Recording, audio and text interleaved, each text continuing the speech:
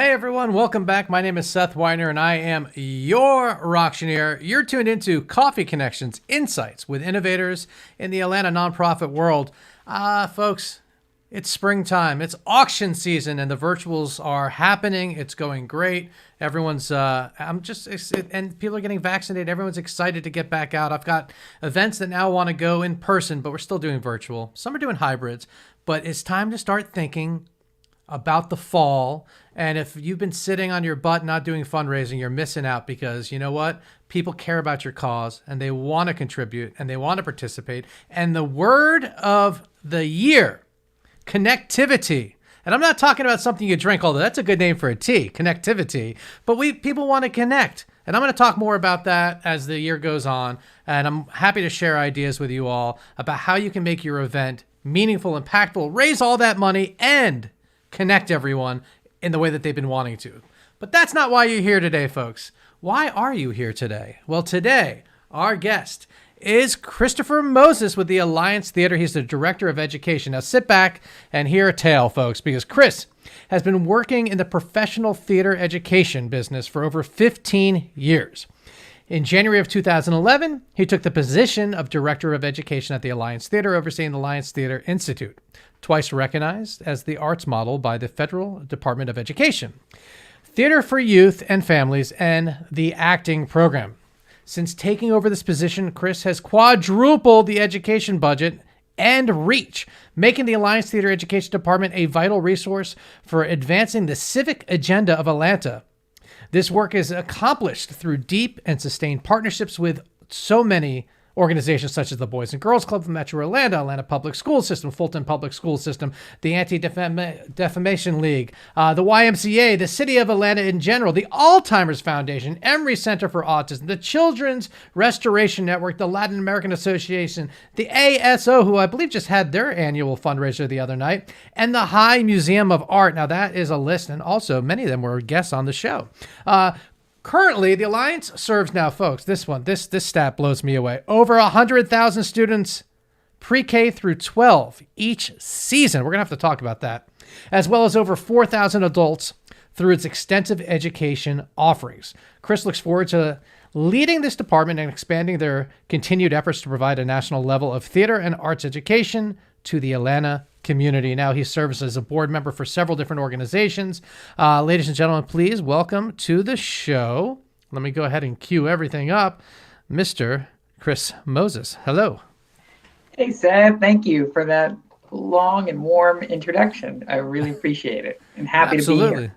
Well, thanks so much for joining me, spending some time. Before we get into things, it's time for a little coffee talk. Do you drink coffee?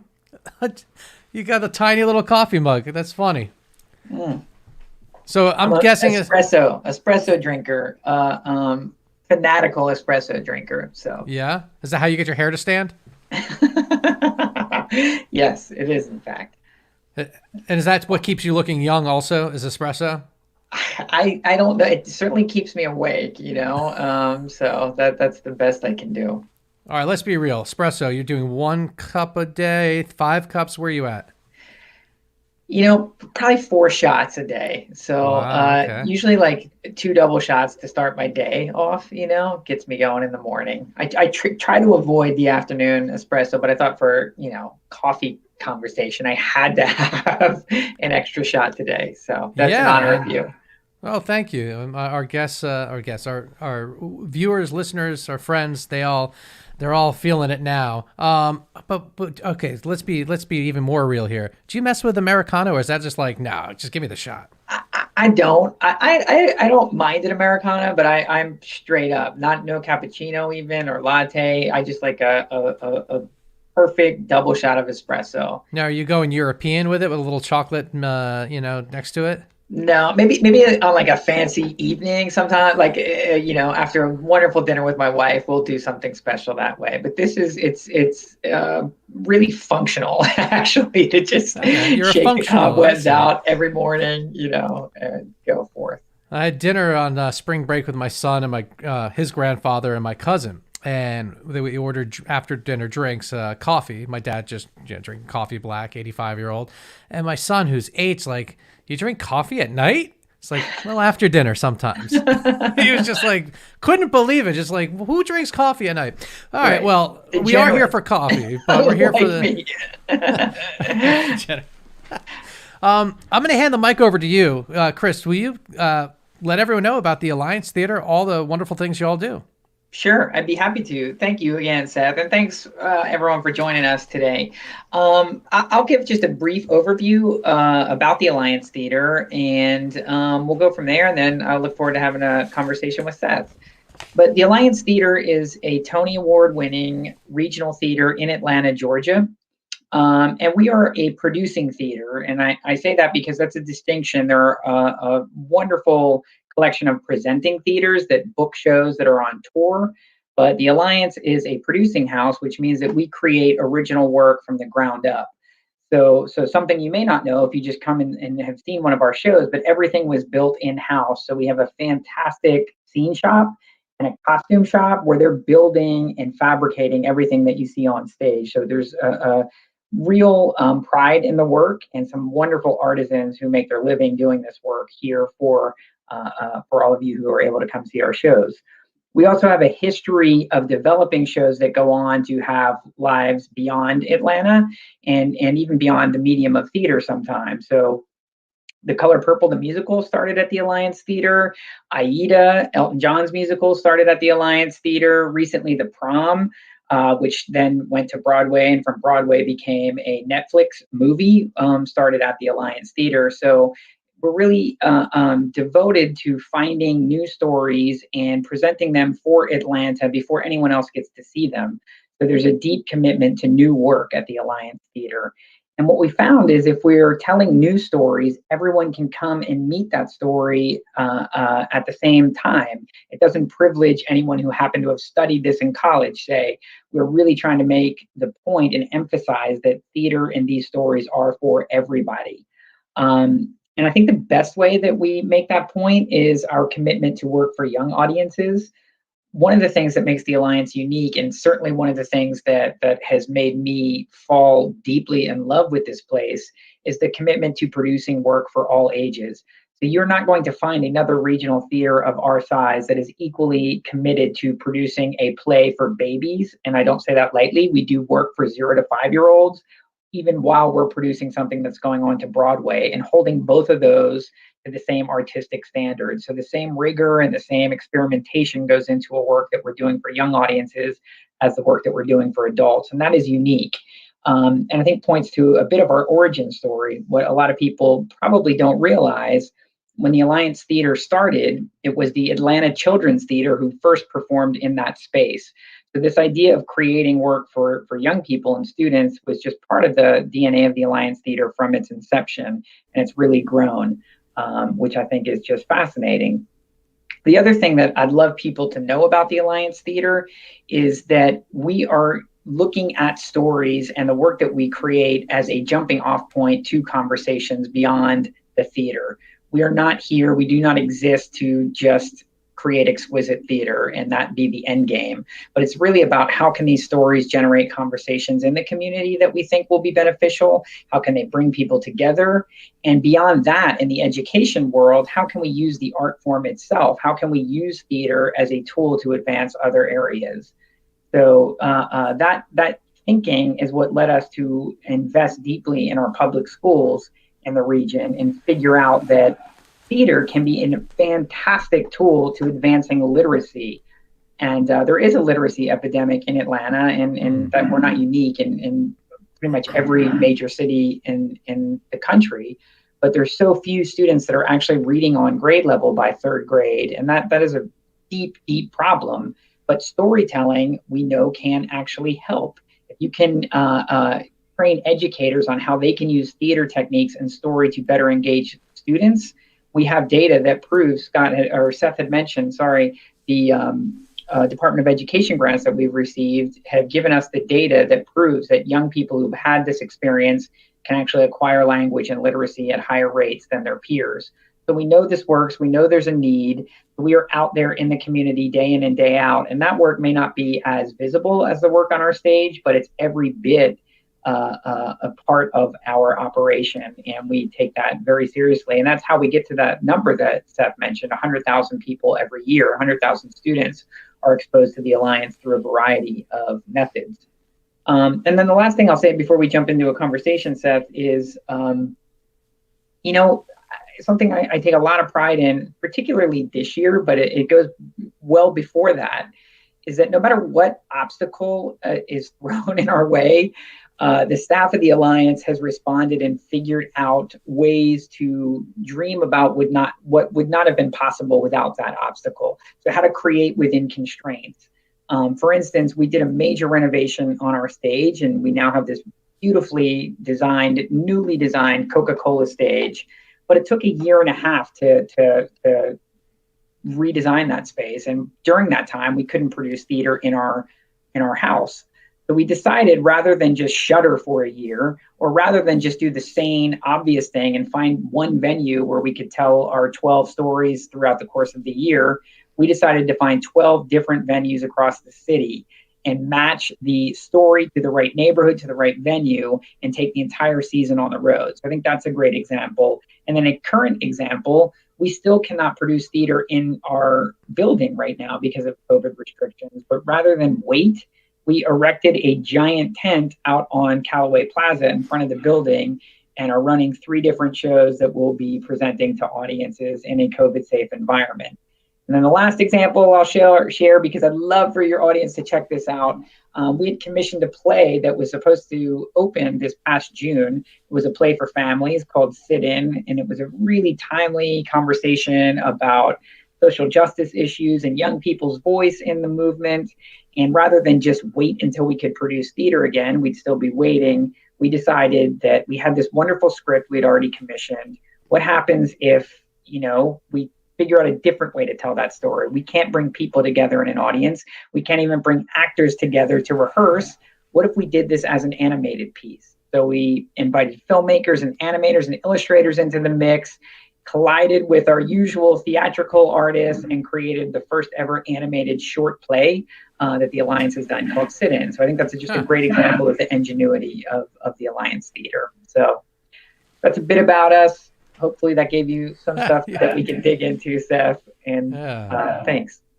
Yeah, absolutely. So, wow, there's a lot, and I didn't even realize the magnitude of what you did. The Broadway thing. That's really cool. I didn't know that. That's cool. That and imagine there's even more stories if we scratch that. All right, lots to cover here. So with COVID, there's obviously lots of challenges that happen. Can you talk a little bit about how you dealt with these challenges, in particular with the education piece? Because you brought up a lot of things that really make sense. I mean, the illiteracy. How do you still tackle that in the COVID times? And then from there, if you could talk a little bit of what new came out of that, and what's going to remain when you get back to normal. Because as we all discovered, there's so many things like, wow, we can actually have conversations over Zoom and it's okay, Yeah. So yeah, can you touch on that? Sure. So we decided to shut down. It was that fateful Friday, March 13th, 2020, when we realized we could no longer produce theater for the remainder of our spring season. But that next week, we immediately started transitioning some of our acting classes to the Zoom platform. We knew we weren't going to give up. We had to just figure out how to do this. The other thing we were very insistent on is that we were not going to break our promise to educators across the region. Right. We knew they were floundering. So we linked arms and were very transparent and said, we don't know exactly how we're going to do this, but we are with you every step of the way and are willing to experiment. And most of all, we are willing to be humble enough to know we don't have all the answers, but we will learn while doing. Every step of the way, we'll be with you. And what came out of that, in particular with the school residencies, is figuring out that we did have an expertise to share in terms of how to reach across the screen and how to help educators still engage with students via screen. And after the summer, we did a ton of summer camps. Our summer camp is usually our busiest time, Seth, on campus, with 1,800 kids coming into the Woodruff Art Center, taking camps and learning all about the process. And we knew we wanted to still do something, so we translated all of that virtually as well. And after that summer of really diving in and trying to get creative about how we can use this platform and how do we make find new opportunities with this medium, we were able to go back into schools with an even stronger toolkit and really be there this entire year. So we took everything out there, and the things that we'll keep for sure is, usually the hardest thing to navigate is, we're hemmed in by our zip code. So we've long wanted to reach out to more rural parts of Georgia, and it just becomes really difficult in terms of our artist schedule. We have a core group of fantastic teaching artists who make their living doing this work, but many are not in a position where they can travel 4 hours south 4 days a week, But with this platform, we can now do that. We can reach new districts. We can reach new schools that never would have had access to the Woodruff Art Center. And that's something we're not going to turn our back on. And the animated piece, let me go back to that, because I think that may be the crowning discovery. That's something we never would have dreamed about. We never would have thought about doing this. But in doing that, it opened up new partnerships with all kinds of distribution mechanisms. So now Broadway On Demand is streaming our play Sit-In. But not only that, what's even more exciting to me is that public access TV, so PBS Atlanta and Georgia Public Broadcasting, we have a PBS affiliate in Alaska, a PBS affiliate in Dallas, who are interested in streaming and broadcasting this show. So when all is said and done, that play will reach more people than we normally reach in an entire season. So I can't ethically turn my back on that once we can come back in house. It's like, this has revolutionized how I think about access. If that many young people can access this for free now and have an invitation into the Alliance's way of storytelling, we've got to keep going. So I'm dying to get back in person. That's what we do in terms of live theater, but I would be foolish to not be operating on kind of two trains running and thinking about what's the next piece we can create specifically for virtual medium. That's wonderful. And let's not forget, you're right across the street from the Cartoon Network. So, I mean, it seems appropriate. Yes. Would love to get them on board. Well, they're big time watchers, listeners. So, so when it comes to new work, where do you source this new work? And just in general, because like the new idea for the voiceover that you did, where does this come from? Is it all internal, or are you sourcing stuff locally from other folks? Yeah, it's a mixture. Two of our major initiatives that help us develop new work. One is our Candida graduate playwriting competition. And this is a national competition. So MFA students that are graduating can submit a play. It's a blind submission, so we don't know what school it's come from or who the playwright is. And they send us their finest plays, and we commit. And what makes this competition unique is we commit to a full production of that playwright's work. So it's not just a reading or a workshop, but it gets fully staged with the best directors working in our field, best designers imaginable. So it's just a great way. And through that process, we've been doing it, 20 years. We've just met and helped develop this cohort of playwrights who are really the top in the entire field of the American theater, who've had their first professionally produced play on our stage. So that's one way. And then the local option, we have this program called the Riser Artist Lab, where local Atlanta artists can submit projects that we will invest in. And there are 3 that we select each year. So it's really like an R&D project, giving resources, not just money, but space and expertise within the company to help shepherd these plays and get them to another life. So that's another way. So we both are looking locally and nationally to find the next great stories that we want to tell. And with these stories, you mentioned that a lot of them it's a jumping point for generating conversations. And with the current affairs, is there any examples that you have right now that are addressing the social justice and all this stuff. I mean, that's happening in our world.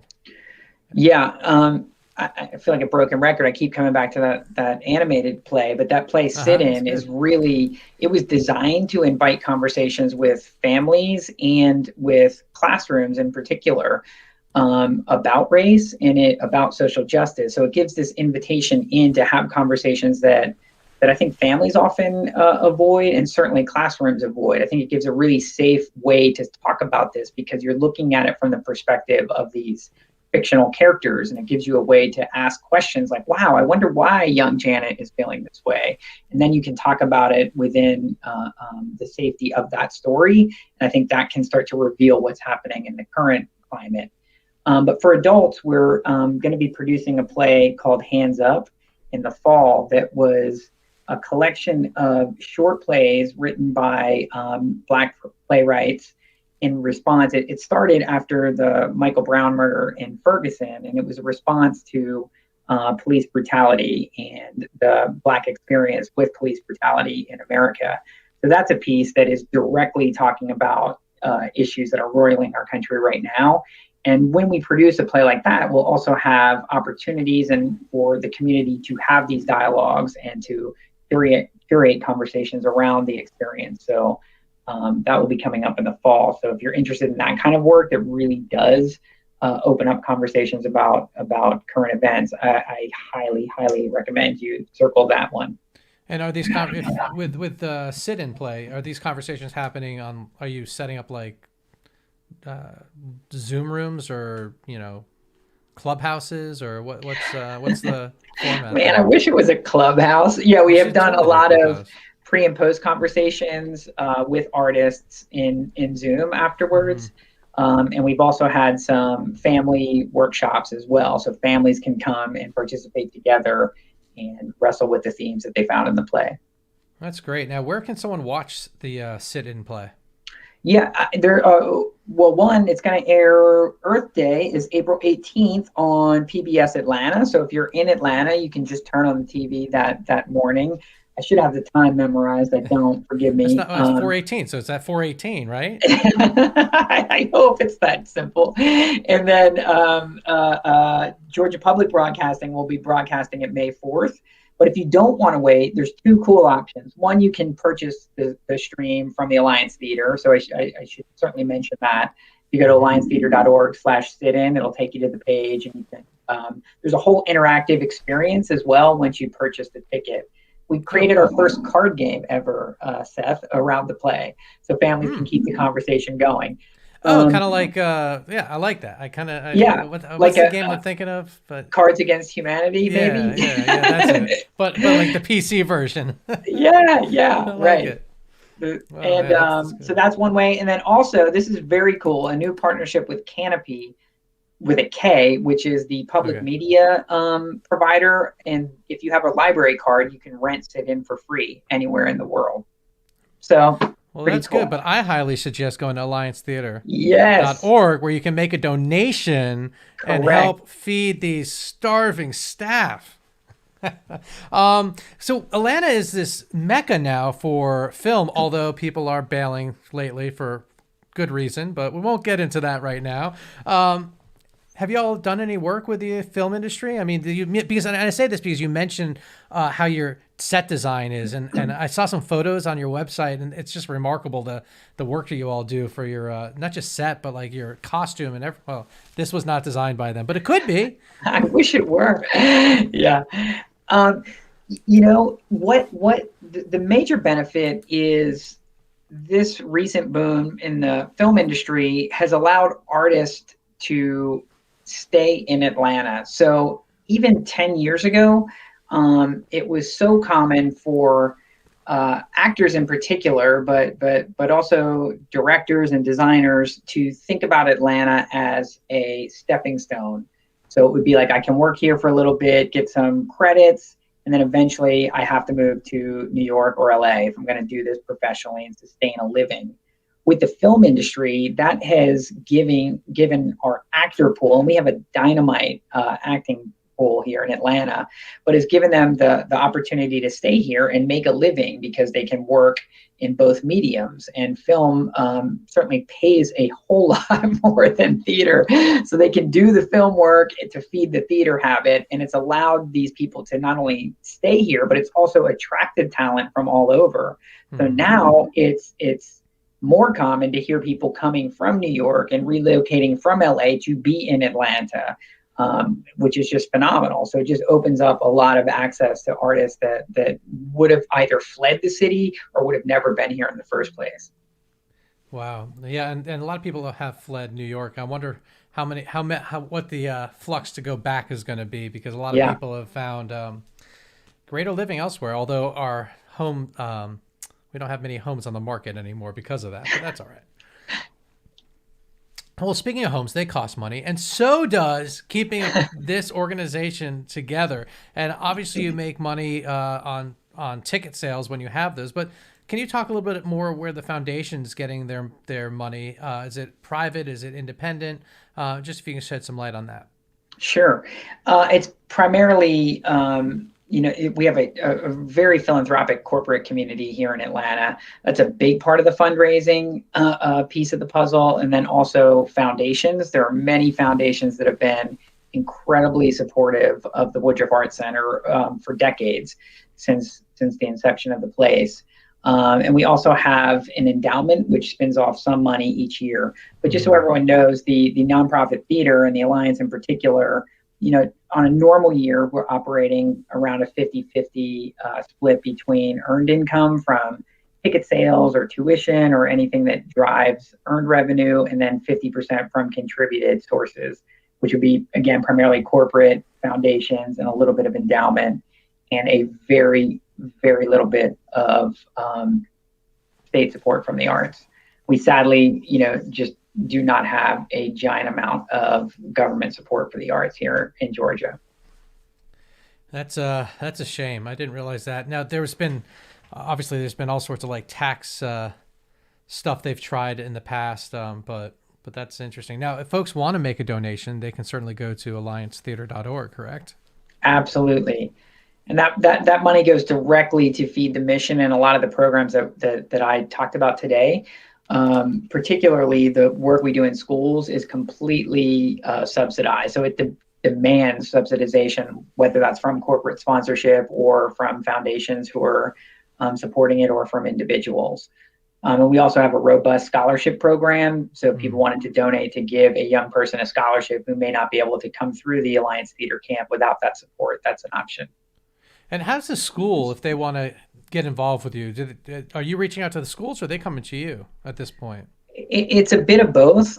We have quite a few district level partnerships, so that we found that that's the most effective way to make change and have impact, is if it's scaled throughout the entire district. So, but we also have educators who find out about us. We do an annual educator conference, so people from all over come and get to taste and glimpse kind of what this arts integration work looks like.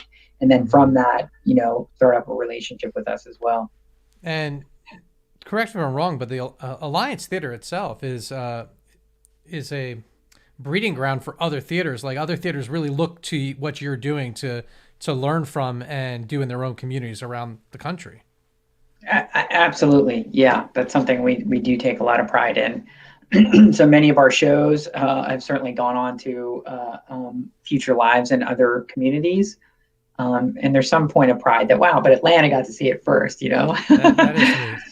Yeah. And in looking at your website, I have to share this, right? Yeah. I'm looking at your website, I'm pulling some stuff for the video, and I pull this up, and lo and behold, the guy in the middle there with the Rio shirt, that's my friend's kid. That's You're kidding. No, that's Avi Becker. He's much older now. He's in college, but I was like, I texted them like, is that Avi? And they're like, that's Avi. So excellent. Funny. Wonderful. Yeah. Yep. That was an improv class. That was okay. A wonderful artist of ours, Katie Causey, leading that workshop. I could use an improv class. Jeez. Come on, Seth. Come join us. Maybe someone can sponsor you taking a class with us. And if you want to sponsor me, you go to yourauctioneer.com. I'll do it, man. I'll do it. before I let you go, what about the talk a little bit more about the Big Tent. I saw something on Facebook where it said there's going to be music. And can you talk? I know you talked in the front end of, but can you elaborate on that a little bit? Sure. So the show that's up right now, I'm really, really proud of, and this is a show for families. It closes this Sunday, but it's called Beautiful Blackbird Live, and it's a concert, original music written by Eugene H. Russell IV, and this is a stellar band of musicians he put together, and it's inspired by this children's book called Beautiful Blackbird. So this band that he put together, it's a full-on funk band. So if you picture Earth, Wind, and Fire, but as birds. So it's just amazing and wild and kind of the perfect way to re-engage and reignite the joy of performing live under the tent. And those costumes are really cool. Some of those masks they have, I was really impressed. Yeah, just wild. And then the show coming up opens April 22nd is a show called Working, which is a musical based on Studs Terkel's interviews with working people throughout the United States. He put that out, I think, in the 50s, and there was a Broadway musical in the late 70s. But since that time, new songs have been added. So Lin-Manuel Miranda of Hamilton fame has written a song for it, James Taylor. And we have a brand new song that we've added to the canon, and that will be starting April 22nd. It's a beautiful homage to essential workers is how we're pitching this. And we've talked to a lot of essential workers in our community and have folded in their stories and let that inform the piece too. So that's great. Now, if someone wanted to say, do everything you do you guys have annual passes and that sort of stuff? Absolutely. We do have season memberships, and we're about to announce our next season. So we will be returning in-person live performance in the fall, just like you mentioned in the beginning. That is happening. We have all the plans in place, and in June we'll be going live with what that season entails, but you can get a membership at any point. So that's great. And I want to take a moment and here to thank you because I work, I'm an auctioneer, so I do auctions, and there are many that have packages in their silent auction from the Alliance Theater. So not only are you receiving, but you're giving to the community in ways, and it's appreciated because they always sell well, and it's just nice to see that support coming from y'all. Oh, thank you. So that's great to hear. We'll keep offering them then. Yeah. All right, good. Well, before I let you go, is there anything we forgot to talk about that you wanted to bring up?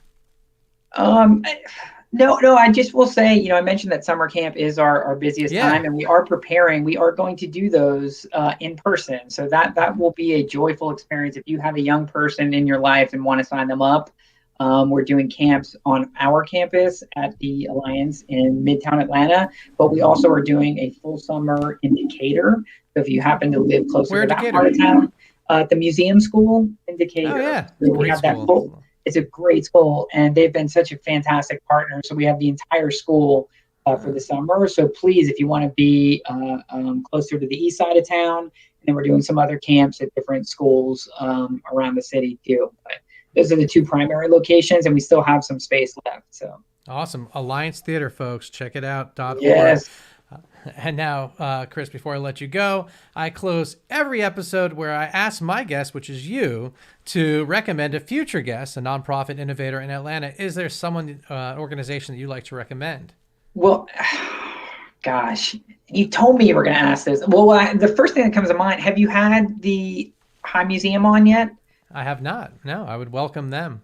Great. I'm going to suggest my colleague and counterpart. We get to dream about a lot of cool partnerships, and she's fabulous. Her name is Virginia Shear, and she's the director of education at the High Museum of Art. That'd be wonderful. So if you don't mind just doing a little intro there, that'd be great. I sure will. Well, thank you for your time. Stick around.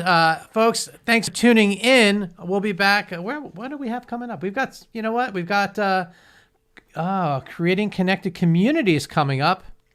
And one of your partners that you mentioned before, we've got the ADL coming in May. So we'll be releasing our calendar coming up shortly. But folks, thanks so much for tuning in. Chris, thanks for your time. Everyone, we'll see you again soon. You're listening to Coffee Connections, Insights with Innovators, hosted by your rock